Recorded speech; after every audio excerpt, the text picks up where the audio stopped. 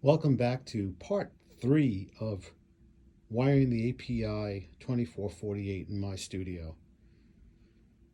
It's a lot of work, that's all I can tell you. This particular rack right here is kind of like a short rack. Affects a DAT player and a CD recorder as well, and it can record to the hard drive as well.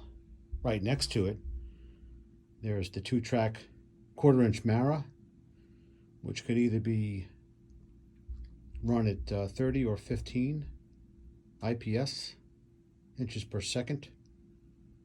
Then I moved on to finish my whole patch bay here, that was quite a feat. So at the top here, I don't know if you can see this. So we have all my effects, 2-track recorders, the tape recorder, my 11 rack, Burl converters in, compressors in, IPA bus outs to the hearback system for monitoring, insert sends and returns, that's for the buses.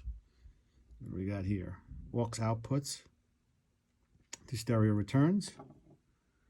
Then I have all my lunch boxes, lunchbox 1 and ins and outs, lunchbox 2 outputs and inputs, lunchbox 3 outputs and inputs, Neve 1073 OPX outputs, Motif X5 XF8 keyboard outputs, alternate in line ins from the board 1 through 8, 9 through 16, 17 through 24. These are the large fader inserts for the board. Inserts right there. You can see that I made a mistake on the send. It's supposed to be, no, actually, no, wait. No, that's correct.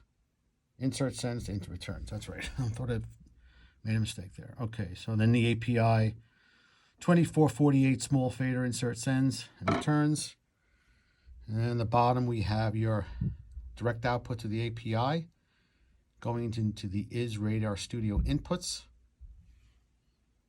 and Is Radio Studio outputs going to the API line inputs. Here we are at the back of the board, and as you can see, there's a lot of wiring going on here. So when you start wiring a board of this magnitude, you got to really do things methodically, or you'll get crazy. So everything on the board is pretty much hooked up. There's a couple of things that I don't have hooked up, but all my inserts are all hooked up. All the mic inputs are hooked up. It's a crazy thing. One thing I will say is when you get involved with this kind of wiring, these cable cuffs are your friend, because they can get very, very crazy. So that's the whole deal there. Maybe I can back up here so I can see the whole situation here. So that's the back of the board here. You also want to kind of like give yourself a good amount of room when you're working behind the board. That way you have more room to get around. So that's about it for now from Zona Recording Studios. If anybody has any questions, I'll try to reply to them and answer them. Hope everybody's doing well, and be kind.